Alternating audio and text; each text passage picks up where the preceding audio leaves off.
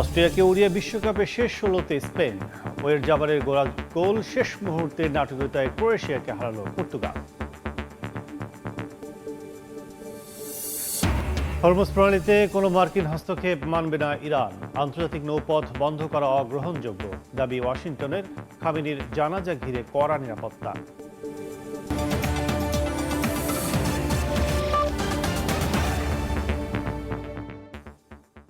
আন্তর্জাতিক সময়ের সঙ্গে আছি আমি কাজল আব্দুল্লাহ।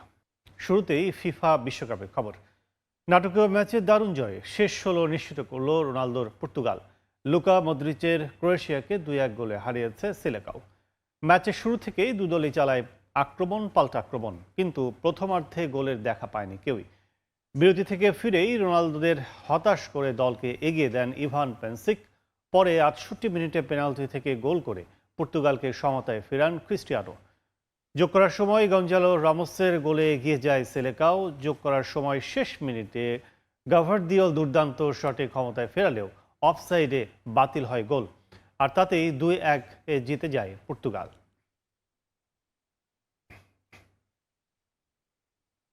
অস্ট্রিয়াকে উড়িয়ে দিয়ে শেষ ১৬ টিকিট নিশ্চিত করল স্পেন। ২০১০-এর চ্যাম্পিয়নদের গোছানো ফুটবলের সামনে ৩-১ গোলে হারল অস্ট্রিয়া। লামিন ইয়ামালের ম্যাজিক না দেখতে পারলেও ওয়ের জাবালের জোড়া গোলে নকআউটে লুই দে লা ফুয়েন্তের দল। সময় যত গড়াচ্ছে ততই যেন ছন্দ খুঁজে পাচ্ছে স্পেন ফুটবল। বিশ্বকাপ ওপেনিংয়ে কেপো ভার্দের বিপক্ষে ড্র করার পর এই দল নিয়ে বড়সড় একটা হতাশাই জন্ম নিয়েছিল ভক্তদের। তবে যেভাবে স্প্যানিশরা ঘুরে দাঁড়ালো তাতে নতুন করে আশার সঞ্চার হয়েছে সমর্থকদের মাঝে। ২৮ বছর পর বিশ্বকাপ খেলতে এসে নকআউট পর্বের প্রথম ম্যাচেই কঠিন পরীক্ষার মুখে অস্ট্রিয়া। স্পেনের গোছালো ফুটবলের সামনে খুব একটা কাজ করেনি রাফ র্যাঙ্কিংয়ের কৌশল। ম্যাচ মোমেন্টাম নিজেদের পক্ষে নিয়ে নেয়া স্পেন প্রথম গোলের দেখা পায় ৩৯ মিনিটে। কুকুরোয়ার পাস থেকে গোল করেন ওয়ের জাবাল। লিড নিয়ে বিরতিতে যায় ২০১০-এর চ্যাম্পিয়নরা। দ্বিতীয়ার্ধে খেলতে নেমেও আক্রমণের ধারা বজায় রাখেন ফুয়েন্তের শিষ্যরা। দুই উইং ধরে তাদের ক্রমাগত আক্রমণে দিশেহারা হয়ে পড়ে অস্ট্রিয়া, যে সুযোগ কাজে লাগিয়ে ৬৬ মিনিটে ব্যবধান দ্বিগুণ করে লা রোহা। এবার স্কোরশিটে নাম তোলেন পোরো। বায়নার বাড়ানো বল থেকে গোল করতে মোটেও ভুল করেননি এই রাইট ব্যাক। ২ গোলে পিছিয়ে পড়ে ম্যাচে ফেরার আর কোনো উপায় ছিল না অস্ট্রিয়ার, যদিও তারা চেষ্টা করেছে একেবারে শেষ মুহূর্ত পর্যন্ত। কিন্তু সোফাই স্টেডিয়ামে আবারও প্রথম গোলের পুনরাবৃত্তি। লেফট উইং ধরে আসা কুকুরের পাস দ্বিতীয়বারের মতো অস্ট্রিয়ার জালে পাঠান ওয়ের জাবাল। ম্যাচের বাকি অংশে কোনো চমক উপহার দিতে পারেনি অস্ট্রিয়া। ৩-০ ব্যবধানের জয়ে বিশ্বকাপের রাউন্ড অফ 16 নিশ্চিত করে স্পেন। তবে ম্যাচ শেষে স্প্যানিয়ার্ডরা মাঠ ছাড়ে লামিন ইয়ামাল ম্যাজিক দেখতে না পারার হতাশা নিয়ে। পুরো ম্যাচ জুড়ে একক আধিপত্য বিস্তার করলেও লামিন ইয়ামালের গোলের প্রতীক্ষা ছিল তাদের সমর্থকরা। তবে ৩ বিশ্বকাপ পরে নকআউট দিতে শেষ ১৬তে যাওয়াতে সমর্থকরা বেশ উল্লাসিত। লস্কর আল মামুন, সময় সংবাদ, লস অ্যাঞ্জেলেস স্টেডিয়াম, যুক্তরাষ্ট্র। বিশ্বকাপের রাউন্ড অফ 16 নিশ্চিত করে উল্লাসে ভাসছে স্পেনের সমর্থকরা। লামিন ইয়ামাল গোল না পেলেও বিশ্বকাপে তার আরও চমক দেখতে পারবে বলে বিশ্বাস ভক্তদের। আর এবার দ্বিতীয়বারের মতো বিশ্বকাপ জিতবে স্পেন, এমন প্রত্যাশা সমর্থকদের। লস অ্যাঞ্জেলেসের এই সোফাই স্টেডিয়াম আমাকে কেন যেন একটু নস্টালজিক করে ফেলছে। ২০১০ বিশ্বকাপ, অর্থাৎ দক্ষিণ আফ্রিকা যে বিশ্বকাপটি ছিল সেখানে ফিরে যেতে ইচ্ছে করছে। সেই বিশ্বকাপে স্পেন গ্রুপ পর্বটা ভালোভাবে পার হলেও নকআউট ফেজে খুবই শেকি ছিল। ১-০ ব্যবধানে বলা যায় মোটামুটি সবগুলো ম্যাচ জিতে ফাইনালে গিয়েছিল এবং তারা বিশ্বকাপটা জিতেছিল। এবারের বিশ্বকাপটাও কিন্তু স্পেনের মোটামুটি ঠিক সেরকমই হয়েছে বা হচ্ছে। যদিও নকআউট ফেজে তারা অস্ট্রিয়ার বিপক্ষে ৩-০ ব্যবধানের জয় পেয়েছে, কিন্তু প্রথমে কেপ ভার্দের বিপক্ষে ম্যাচ ড্র করার পর পরবর্তীতে উরুগুয়ের সঙ্গে মাত্র ১-০ ব্যবধানে জয়ের পর অনেকে হয়তো ভেবেছিল এই স্পেন দলটা সামনের দিনে আসলে কতটুকু যাবে, কিন্তু না, যতই সময় যাচ্ছে এই দলটা যেন আরো দুর্দান্ত হয়ে উঠছে। তার একটা প্রমাণ অস্ট্রিয়ার বিপক্ষে ম্যাচ দুর্দান্ত পারফর্ম করেছে তারা। ৩-০ ব্যবধানের জয় নিয়ে এখন পরের পর্বের ছক কষে, যেখানে তাদের জন্য অপেক্ষা করছে Portugal. We had an amazing time. This was my first one from the World Cup. My husband goes to all of them. 3 more goals the rest of the tournament for him, I think. 3-0 গোলে হইছে, গোল 3-0 গোলে স্পেনের like একক আধিপত্য ছিল খেলাতে। I love the match, bro. It was my dream come true coming to a World Cup match. আজকের ম্যাচে যেভাবে পারফর্ম করেছে স্পেন, তাতে তারা আবারও নতুন করে স্বপ্ন বুনতে শুরু করেছে। যদিও সামনের পথটা অনেক কঠিন, তারপরেও তাদের প্রত্যাশা স্পেন ভালো করেই পরের রাউন্ডে যাবে, অর্থাৎ রাউন্ড অফ 16 পেরিয়ে তারা ধাপে ধাপে বিশ্বকাপের পরে যে রাস্তাগুলো আছে সেগুলো পরিষ্কার করবে। You know, he's such a young player and it's his first World Cup. খুবই ভালো হয়েছে, লামিন ইয়ামাল গোল করতে পারলে আরো ভালো হতো। Lamine needs to show up a little more, I believe. He's good, but he needs to show up a little better. Pedri also. They're playing good, but they need to do a little more. I think they're doing a great job and they're going to do an amazing job and it's going to be great. Spain এবং Argentina এই দুটো দলকে এক কাতারে রাখলে মনে হয় ভুল হবে না, কারণ দুটো দলের কৌশল অনেক ক্ষেত্রেই ম্যাচ করে। অনেকেই বলেছেন যে আর্জেন্টিনা যদি এবারে বিশ্বকাপ চ্যাম্পিয়ন হয় বা স্পেন যদি বিশ্বকাপ চ্যাম্পিয়ন হয় তাহলে তারা অবাক হবে না। তারা দুটো দলকেই সাপোর্ট করছে, তবে কোর স্প্যানিশ যারা তারা কিন্তু স্পেনকেই এগিয়ে রাখছে এবারের চ্যাম্পিয়নশিপের জন্য।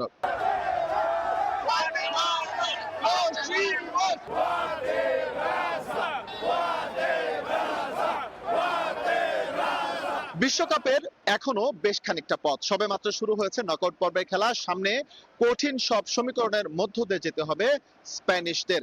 ভক্তদের প্রত্যাশা লামিন ইয়ামাল, নিকো উইলিয়ামস বা তাদের যে আরো তারকা ফুটবলাররা রয়েছে তারা আজকে গোল না পেলেও পরের যে ম্যাচগুলো রয়েছে সেই ম্যাচে গোল তুলে নিয়ে স্পেনকে বিশ্বকাপের ফাইনালের পথ সুগম করে তুলবে এবং আবারও 2010-এর পর দ্বিতীয় শিরোপা উপহার দেবে। লস অ্যাঞ্জেলেসের সোফাই স্টেডিয়াম থেকে এসএম ইকবাল, সময় সংবাদ, যুক্তরাষ্ট্র। হরমুজ প্রণালী ঘিরে আবারও মুখোমুখি অবস্থানে ইরান ও যুক্তরাষ্ট্র। হরমুজে যে কোনো মার্কিন হস্তক্ষেপের বিরুদ্ধে কড়া হুঁশিয়ারি দিয়েছে তেহরান। একই সময় সর্বোচ্চ ধর্মীয় নেতা আয়াতুল্লাহ আলী খামেনির রাষ্ট্রীয় জানাজাকে ঘিরে দেশ জুড়ে নিরাপত্তা জোরদার করা হয়েছে। অন্যদিকে আন্তর্জাতিক নৌপথ বন্ধের যে কোনো উদ্যোগকে অগ্রহণযোগ্য বলে সতর্ক করেছে যুক্তরাষ্ট্র। ইরানের সর্বোচ্চ নেতা আয়াতুল্লাহ আলী খামেনির রাষ্ট্রীয় জানাজাকে কেন্দ্র করে দেশ জুড়ে কঠোর নিরাপত্তা ব্যবস্থা জোরদার করা হয়েছে। 4 জুলাই তেহরানে শুরু হবে জানাজার আনুষ্ঠানিকতা, যা 9 জুলাই মাশহাদে দাফনের মাধ্যমে শেষ হবে। এ উপলক্ষে তেহরান, কুম ও মাশহাদ সহ কয়েকটি শহরে আকাশপথে অস্থায়ী বিধিনিষেধ জারি করা হয়েছে। নিরাপত্তা বাহিনীকে রাখা হয়েছে সর্বোচ্চ সতর্ক অবস্থানে। জানাজা ঘিরে বৃহস্পতিবার সন্ধ্যায় তেহরানের রাস্তায় নামেন হাজারো মানুষ। রাজধানীর বিভিন্ন এলাকায় শোক ও শ্রদ্ধা জানাতে জড়ো হন সাধারণ নাগরিকরা। দেশটির রাষ্ট্রীয় গণমাধ্যম জানিয়েছে 7 জুলাই কুম শহরে বিশেষ শোক অনুষ্ঠান হবে। এছাড়া ইরাক সহ আরও কয়েকটি দেশেও স্মরণ ও শোক অনুষ্ঠানের আয়োজন করা হয়েছে। রাষ্ট্রীয় জানাজার প্রস্তুতির মধ্যেই যুক্তরাষ্ট্র ও ইসরায়েলকে কড়া হুঁশিয়ারি দিয়েছে তেহরান। ইরানের খাতাম আল আম্বিয়া কেন্দ্রীয় সদর দফতরের কমান্ডার আলী আবদুল্লাহি বলেছেন, দেশের বিরুদ্ধে যে কোনো হামলা বা উস্কানির জবাব কঠোর ও তাৎক্ষণিকভাবেই দেয়া হবে। একই ধরনের সতর্কবার্তা দিয়েছেন পররাষ্ট্রমন্ত্রী আব্বাস আরাকচিও। এদিকে হরমুজ প্রণালী নিয়েও বাড়ছে উত্তেজনা। ইরান জানিয়েছে এই কৌশলগত নৌপথে যুক্তরাষ্ট্রের কোনো হস্তক্ষেপ সহ্য করা হবে না।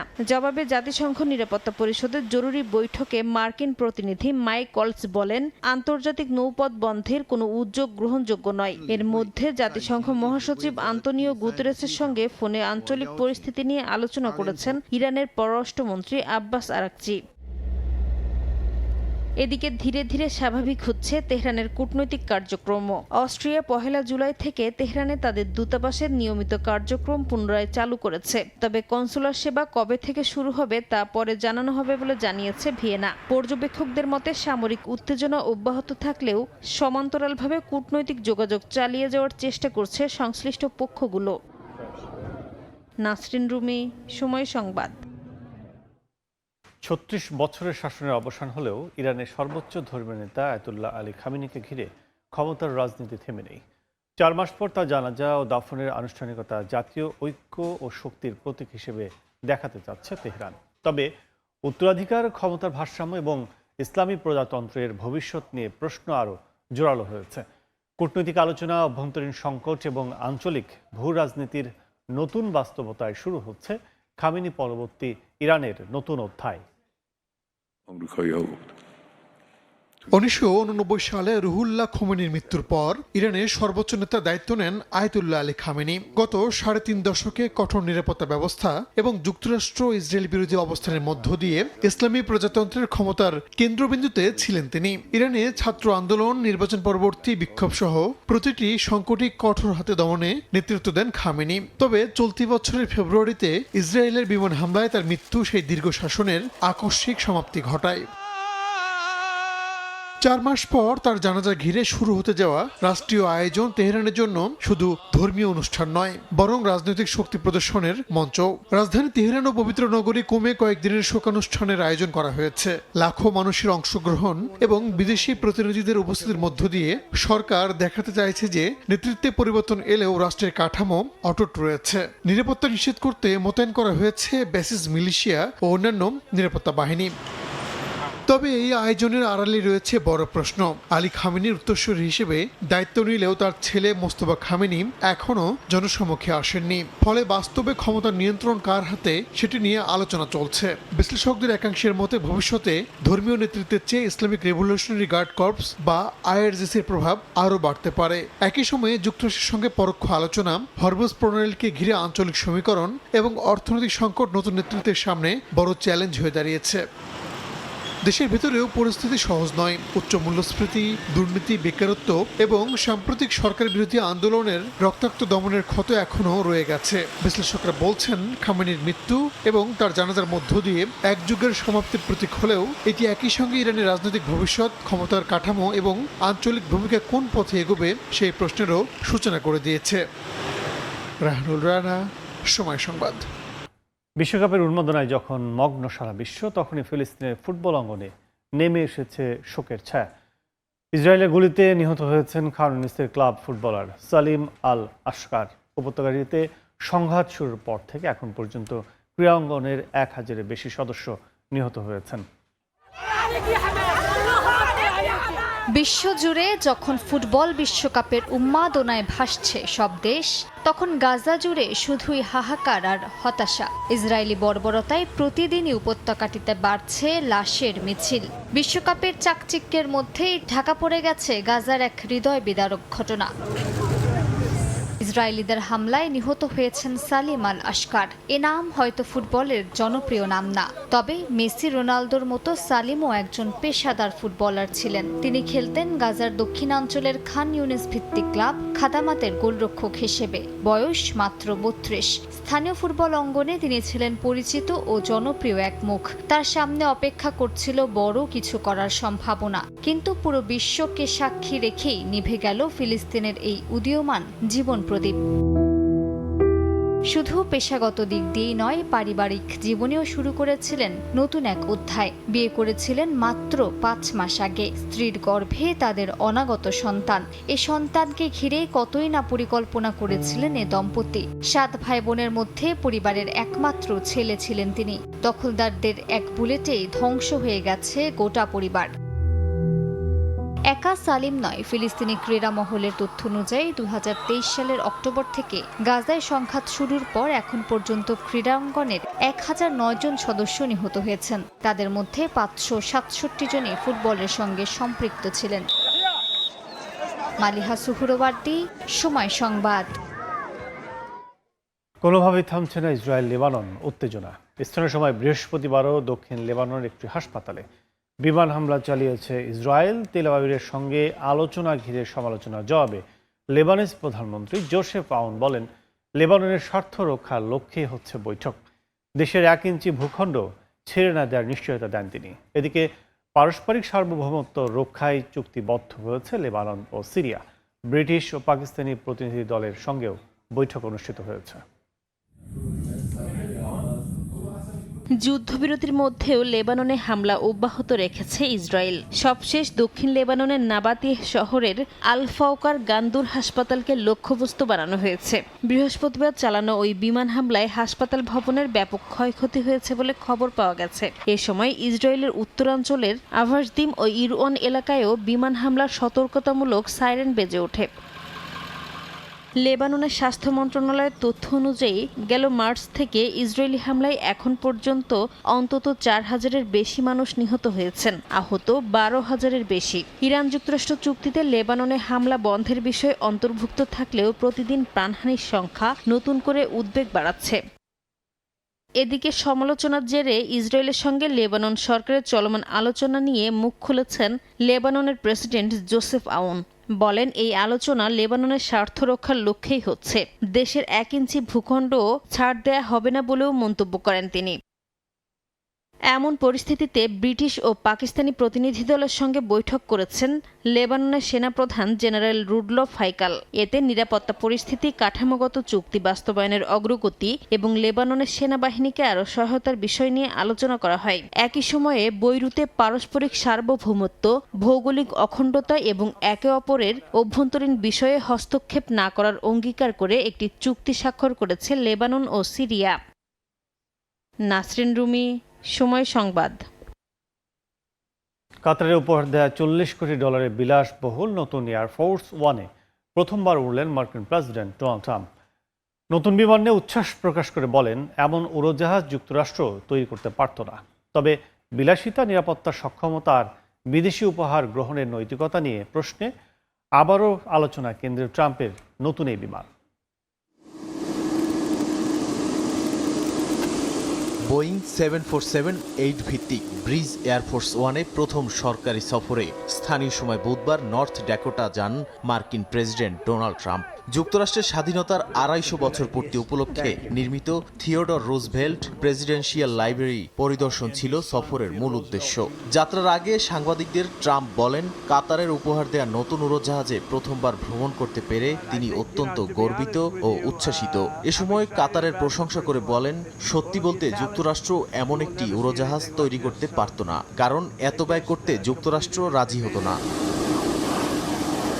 প্রায় $40 কোটি মূল্যের এই উড়োজাহাজটি মূলত কাতারের রাজ পরিবারের জন্য তৈরি হয়েছিল। পরে এটিকে প্রেসিডেন্টের ব্যবহারের উপযোগী করে ব্যাপক সংস্কার করা হয়। আগের সাদা হালকা নীল রঙের পরিবর্তে নতুন বিমানটিতে ব্যবহার করা হয়েছে ট্রাম্পের পছন্দের গাঢ় নীল, লাল ও সোনালী রঙের নকশা।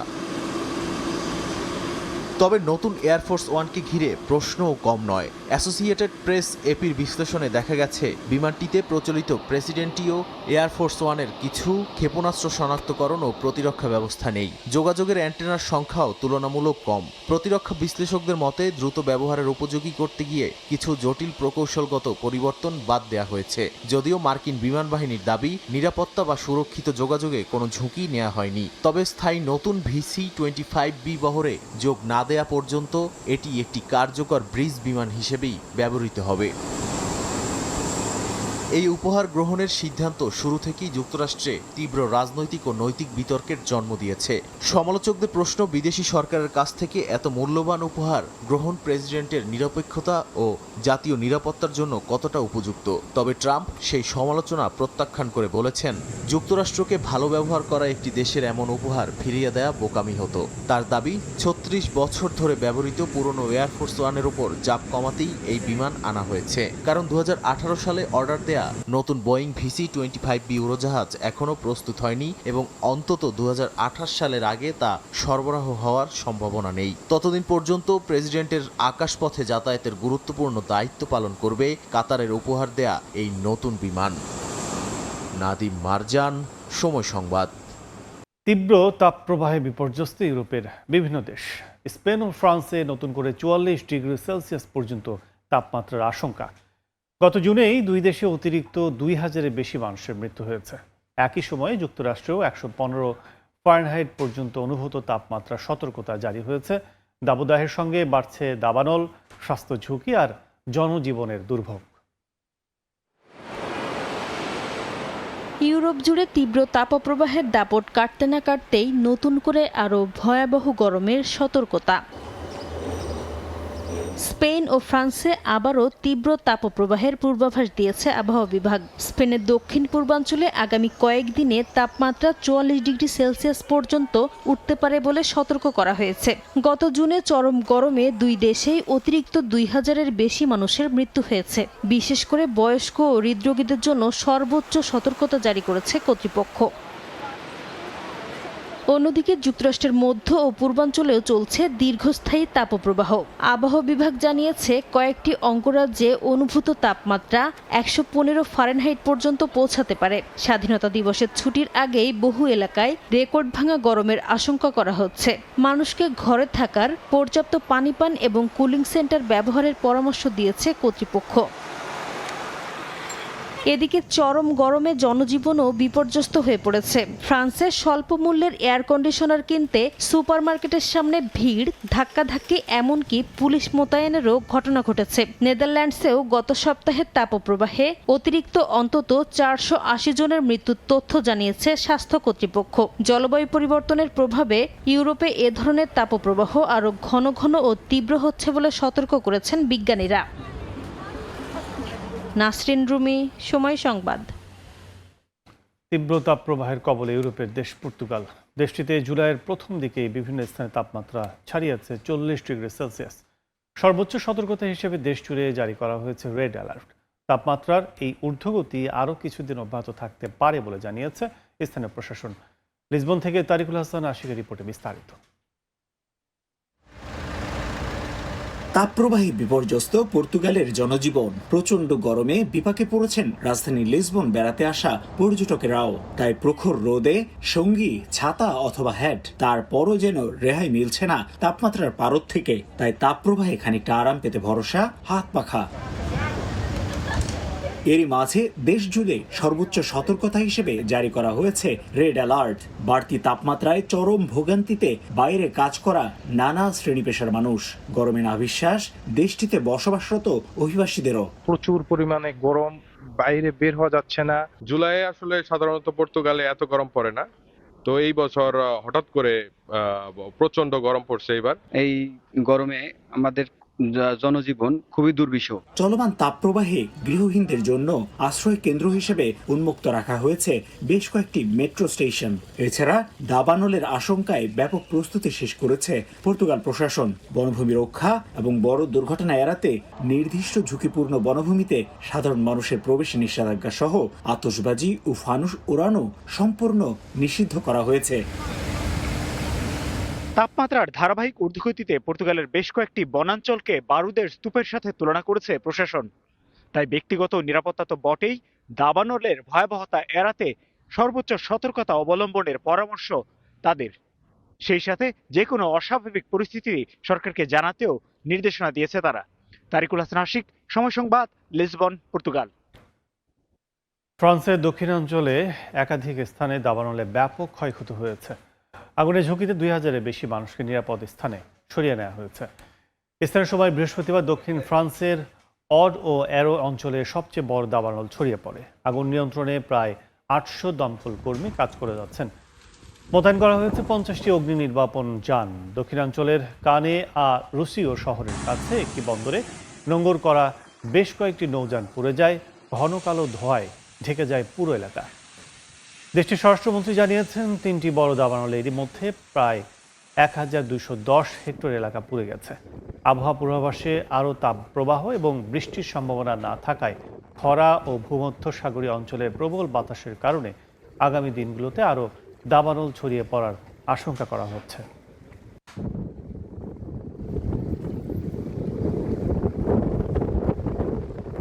সিরিয়ার রাজধানী দামেস্কের একটি ক্যাফেতে বিস্ফোরণে অন্তত 5 জন নিহত হয়েছেন। এই ঘটনায় আহত হয়েছেন আরও অন্তত 16 জন।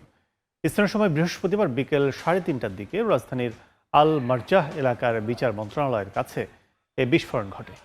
দেশটির রাষ্ট্রীয় টেলিভিশনের তথ্য অনুযায়ী একটি বিস্ফোরক ডিভাইস থেকে বিস্ফোরণ ঘটানো হয়। নিরাপত্তা বাহিনী ঘটনাস্থল ঘিরে রেখেছে। দ্বিতীয় কোনো বিস্ফোরণের আশঙ্কায় তল্লাশি চালানো হচ্ছে বলে জানানো হয়। ঘটনার বিস্তারিত কারণ জানতে তদন্ত শুরু করেছে কর্তৃপক্ষ।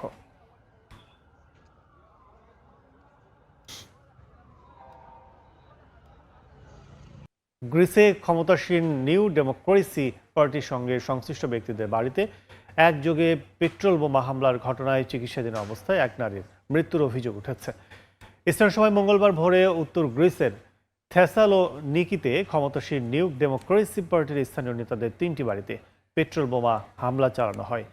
বিস্ফোরণ ও আগুনে গুরুতর দগ্ধ হন ওই নারী। শরীরের 80% পুড়ে যাওয়ার পর হাসপাতালে চিকিৎসাধীন অবস্থায় বৃহস্পতিবার তার মৃত্যু হয়। এই ঘটনায় নিউ ডেমোক্রেসি প্রার্থী আফ্রোদিতি নেস্তোরাও দগ্ধ, আরও 3 জন আহত হন। নিহত নারী নেস্তোরার আত্মীয় ছিল বলে জানা গেছে। তবে হামলার দায় এখনও কোনো গোষ্ঠী স্বীকার করেনি। ঘটনার কারণ জানতে চলছে তদন্ত।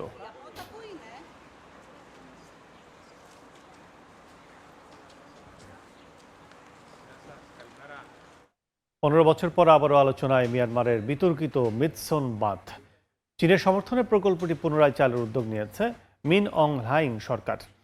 বিদ্যুৎ সংকট নিরসনের দাবি করলেও পরিবেশ ধ্বংস, বাস্তুচ্যুতি এবং চীনের স্বার্থকে ঘিরে নতুন করে বিতর্ক শুরু হয়েছে। প্রশ্ন উঠছে, মিৎসন কি উন্নয়নের প্রতীক নাকি নতুন সংঘাতের সূচনা? 2009 সালে চীনের সহায়তায় মিয়ানমারের উত্তরাঞ্চলীয় কাচিন রাজ্যে শুরু হয় মিৎসন জলবিদ্যুৎ প্রকল্পের কাজ। 360 কোটি ডলার ব্যয়ে মালি ও এনমাই নদীর মিলনস্থলে নির্মাণের কথা ছিল দেশটির সবচেয়ে বড় এই জলবিদ্যুৎ বাঁধ। কিন্তু পরিবেশগত ঝুঁকি, হাজারো মানুষের সম্ভাব্য বাস্তুচ্যুতি এবং চীনের অতিরিক্ত প্রভাব নিয়ে জনরোষের মুখে 2011 সালে তৎকালীন সরকার প্রকল্পটি স্থগিত করে। প্রায় 1.5 দশক পর সেই প্রকল্পই আবার সামনে এনেছে মিন অং হ্লাইংয়ের সরকার। লক্ষ্য আগামী প্রায় 8 বছরের মধ্যে নির্মাণ শেষ করা।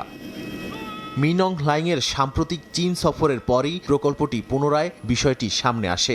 সরকারের দাবি, ভয়াবহ বিদ্যুৎ সংকটে থাকা মিয়ানমারের জন্য এই বাঁধ অত্যন্ত গুরুত্বপূর্ণ। তাদের মতে প্রকল্পটি বাস্তবায়িত হলে দেশের প্রয়োজনীয় 10 গিগাওয়াট বিদ্যুতের অর্ধেকেরও বেশি উৎপাদন সম্ভব হবে। তবে বিতর্কও রয়েছে, কারণ মূল পরিকল্পনা অনুযায়ী এই প্রকল্পে উৎপাদিত প্রায় 6 গিগাওয়াট বিদ্যুতের 90% রপ্তানি হওয়ার কথা চীনে। যদিও সেই চুক্তিতে কোনো পরিবর্তন এসেছে কিনা তা এখনো নিশ্চিত নয়। সরকার বলছে অতীতের তুলনায় উন্নত প্রযুক্তি ব্যবহার করে পরিবেশগত ঝুঁকি মোকাবেলা করা হবে। কিন্তু বিরোধীদের উদ্বেগ কমেনি। তাদের আশঙ্কা, বাঁধ নির্মাণ হলে বিস্তীর্ণ এলাকা পানির নিচে তলিয়ে যাবে, হাজারো মানুষ বাস্তুচ্যুত হবে এবং ভূমিকম্প প্রবণ এলাকায় এত বড় স্থাপনা নতুন ঝুঁকি তৈরি করবে। সম্প্রতি 49টি নাগরিক সমাজের সংগঠন প্রকল্পটি পুরোপুরি বাতিলের দাবি জানিয়েছে। তাদের মতে এটি জনগণের কোনো উপকারে আসবে না, বরং মানুষের জীবন, ঘরবাড়ি এবং পরিবেশের অপূরণীয় ক্ষতি ডেকে আনবে। সরকার অবশ্য প্রকল্পের পক্ষে জনসমর্থন গড়ে তুলতে মাঠে নেমেছে। কাচিন রাজ্য জুড়ে একের পর এক জনসভা করে প্রকল্পের পক্ষে প্রচারণা চালানো হচ্ছে। একই সঙ্গে সরকারের হিসাব বলছে, নতুন করে কাজ শুরু হলে প্রকল্পের ব্যয় বেড়ে প্রায় 11.5 বিলিয়ন ডলারে পৌঁছাতে পারে, যা প্রাথমিক ব্যয়ের 3 গুণেরও বেশি। তাই 15 বছর আগে যে বাঁধ জনরোষে থেমে গিয়েছিল সেটি এবার সত্যি বাস্তবায়িত হবে নাকি আবারও বিতর্কের দেয়ালে আটকে যাবে, সেই প্রশ্নই এখন সবচেয়ে বড় বলেই মনে করছেন বিশ্লেষকরা। নাদিম মারজান, সময় সংবাদ। যুক্তরাষ্ট্র যুক্তরাজ্যের ঔষধ বাণিজ্য চুক্তির মাশুল দিতে হতে পারে 2,29,000 সাধারণ ব্রিটিশ রোগীকে, যেখানে 2036 সালের মধ্যে মার্কিন নতুন ওষুধ কেনায় ব্যয় বাড়ানোর কথা বলা হয়। গবেষকরা বলেছেন, ব্রিটিশ জাতীয় স্বাস্থ্য পরিবেশ সেবা বা NHS এর মোট বাজেট না বাড়িয়ে কেবল ওষুধ খাতে অতিরিক্ত অর্থ বরাদ্দ দিলে স্বাস্থ্যসেবার অন্যান্য গুরুত্বপূর্ণ খাত থেকে অর্থ সরিয়ে নিতে হবে। আর এই অর্থ সংকোচনের সবচেয়ে বড় প্রভাব পড়বে হৃদরোগ, শ্বাসতন্ত্র, পরিপাকতন্ত্র, ক্যান্সার চিকিৎসায়। গেল ডিসেম্বরে যুক্তরাষ্ট্র ও যুক্তরাজ্যের মধ্যে স্বাক্ষরিত হয় ফার্মাসিউটিক্যাল বাণিজ্য চুক্তি, যেখানে 3 বছরের জন্য ব্রিটিশ ঔষধ ও মেডিকেল প্রযুক্তি পণ্যে শুল্ক নাবাসনের প্রতিশ্রুতি দেয় যুক্তরাষ্ট্র। এর বিনিময়ে 2036 সালের মধ্যে মার্কিন নতুন ঔষধ কেনায় ব্যয় বাড়ানোর কথা বলে ব্রিটিশ জাতীয় স্বাস্থ্য পরিষেবা বা NHS। তবে যুক্তরাজ্যের মেডিকেল জার্নালে প্রকাশিত এক গবেষণা বলছে, NHS এর মোট বাজেট না বাড়িয়ে কেবল ঔষধ খাতে অতিরিক্ত অর্থ বরাদ্দ দিলে স্বাস্থ্যসেবার অন্যান্য গুরুত্বপূর্ণ খাত থেকে অর্থ সরিয়ে নিতে হবে, যেখানে 2028 সালে 130 কোটি পাউন্ড এবং 2036 সালে বছরে 880 কোটি পাউন্ড অতিরিক্ত ব্যয়ের প্রয়োজন হবে। পুরো চুক্তির মেয়াদে অতিরিক্ত ব্যয়ের পরিমাণ দাঁড়াবে প্রায় 44.7 বিলিয়ন পাউন্ড। গবেষণায় বলা হয়, এই অর্থ সংকোচনের সবচেয়ে বড় প্রভাব পড়বে হৃদরোগ, শ্বাসতন্ত্র, পরিপাকতন্ত্র ও ক্যান্সার চিকিৎসায়। এসব খাতে NHS এর বাজেট সংকোচনের কারণেই 2036 সালের মধ্যে প্রায় 2,29,000 অতিরিক্ত মৃত্যু ঘটতে পারে বলে সতর্ক করা হয়। আর সামাজিক সেবা খাতের প্রভাব যুক্ত করলে সেই সংখ্যা বেড়ে 2,91,000-এ পৌঁছাতে পারে বলে আশঙ্কা করা হচ্ছে, যা কোভিড মহামারীর সময় যুক্তরাজ্যের অতিরিক্ত মৃত্যুর সংখ্যাকেও ছাড়িয়ে যাবে বলে গবেষণায় উল্লেখ করা হয়। গবেষকরা বলেন সীমিত বাজেটের স্বাস্থ্যসেবায় একটি খাতে অতিরিক্ত ব্যয় মানে অন্য খাতের সেবা কমে যাওয়া। এই চুক্তির মূল সুবিধাভোগী হবে ঔষধ কোম্পানিগুলো, আর মূল্য দিতে হবে সাধারণ রোগীদের। যদিও ব্রিটিশ সরকার বলছে এই চুক্তির ফলে রোগীরা নতুন জীবন রক্ষাকারী ওষুধের আরও বেশি প্রবেশাধিকার পাবেন। বরকতুল্লাহ, সময় সংবাদ। গুগলের বিরুদ্ধে 410 কোটি ইউরো জরিমানা বহাল রেখেছে ইউরোপের সর্বোচ্চ আদালত। স্থানীয় সময় বুধবার গুগলের করা আপিল খারিজ করে ইউরোপীয় ইউনিয়নের সর্বোচ্চ আদালত। আদালতের মতে অ্যান্ড্রয়েডের বাজারে আধিপত্য ব্যবহার করে প্রতিদ্বন্দ্বীদের ক্ষতি করেছে গুগল। এই অভিযোগে 2018 সালে ইউরোপীয় কমিশন 430 কোটি ইউরো জরিমানা করলেও পরে তা কমিয়ে 410 কোটি ইউরো করা হয়। গুগলের বিরুদ্ধে ফোন নির্মাতাদের সার্চ ও ক্রোম আগে থেকে ইনস্টল করতে বাধ্য করা এবং বিকল্প অ্যান্ড্রয়েড সংস্করণে বাধা দেওয়ার অভিযোগ আনা হয়। তবে গুগলের দাবি তারা ইতোমধ্যে ইউরোপীয় নিয়ম অনুযায়ী প্রয়োজনীয় পরিবর্তন করেছে।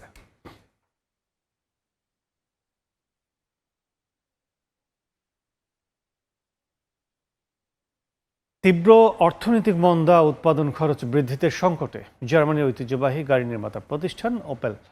এই পরিস্থিতি কাটিয়ে প্রতিযোগিতায় টিকে থাকতে চীনের লিপ মোটরের সঙ্গে যৌথভাবে বৈদ্যুতিক এসইউভি তৈরির পরিকল্পনা করছে প্রতিষ্ঠানটি।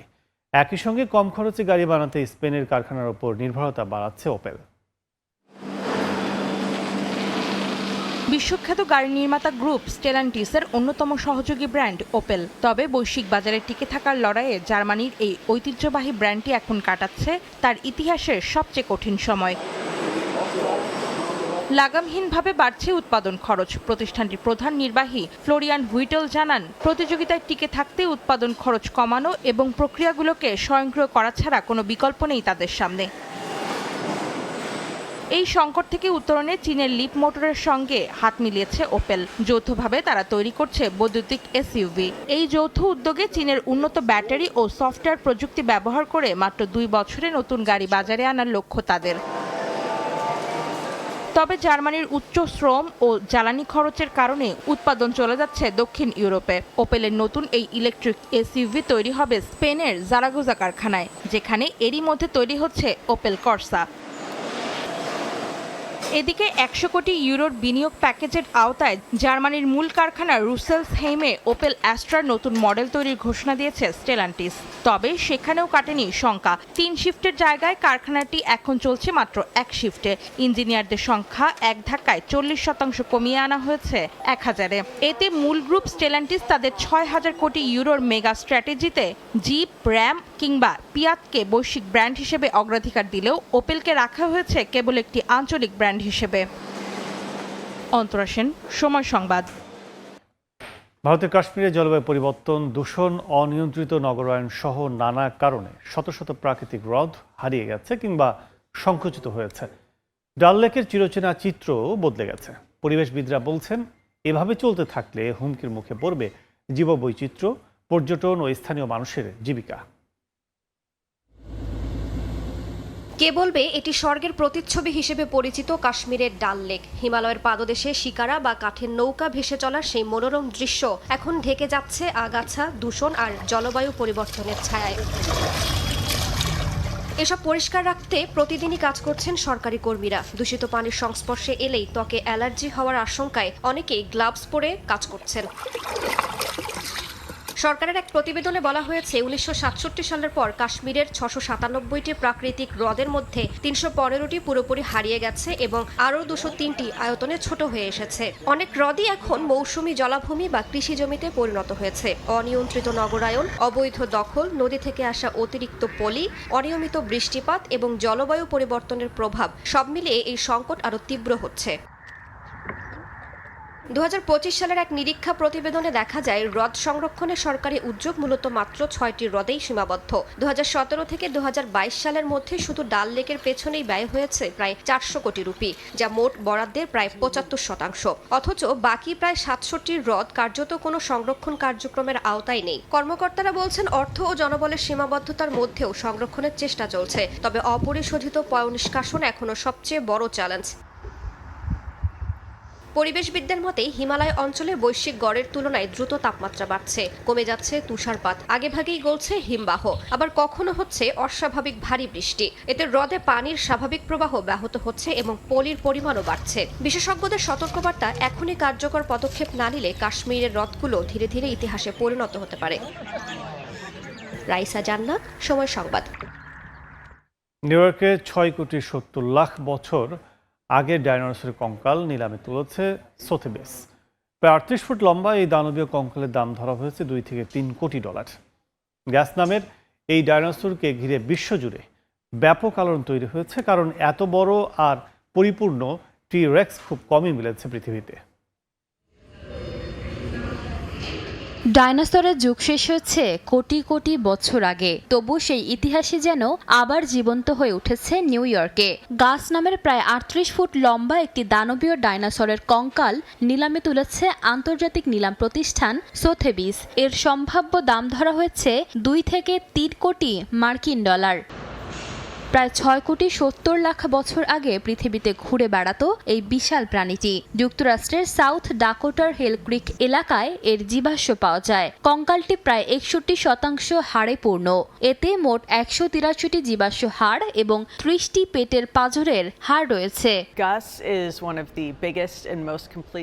একসময় পৃথিবীর শাসন করা এত বিশাল প্রাণীগুলো আজ আর নেই। এটি অনেকটাই সম্পূর্ণ, আকারে বিশাল এবং দারুণভাবে সংরক্ষিত। তবে এমন জীবাশ্মের নিলামের বাজারে এখনো নতুন, তাই শেষ পর্যন্ত কত দামে এটি বিক্রি হবে সেটি নিলামেই জানা যাবে।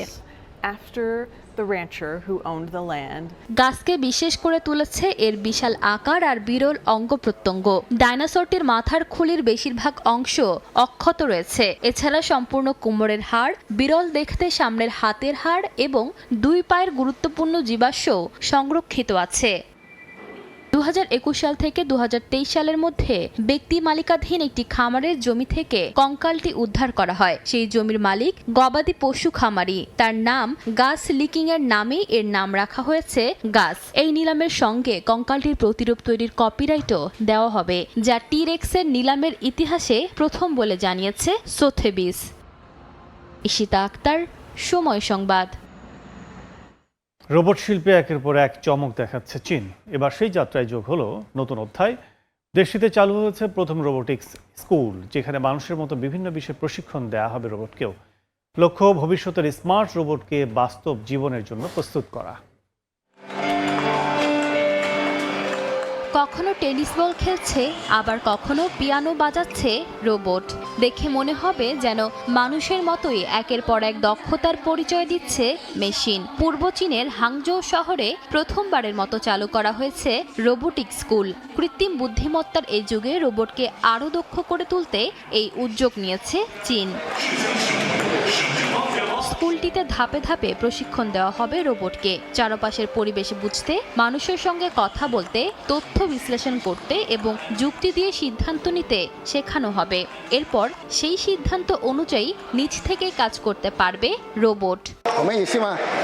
আমরা আশা করছি এই রোবোটিক্স স্কুল থেকে প্রশিক্ষণ শেষ করার পর আমাদের রোবটগুলো বাস্তব পরিবেশে, বিশেষ করে পণ্য পরিবহন ও সরবরাহ ব্যবস্থায় কাজ করতে পারবে।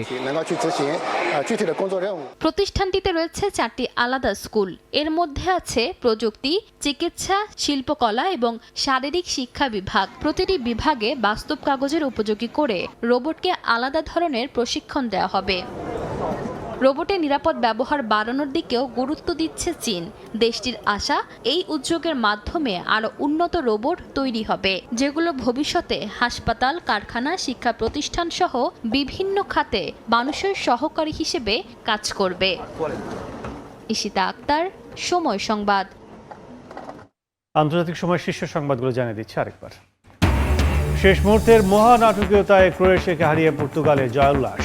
অস্ট্রিয়াকে উড়িয়ে বিশ্বকাপের শেষ শুরুতে স্পেন, ওয়েরজাবালের জোড়া গোল। এবং হরমুজ প্রণালীতে কোনো মার্কিন হস্তক্ষেপ মানবে না ইরান। আন্তর্জাতিক নৌপথ বন্ধ করা অগ্রহণযোগ্য দাবি ওয়াশিংটনের। খামেনির জানাজা ঘিরে কড়া নিরাপত্তা।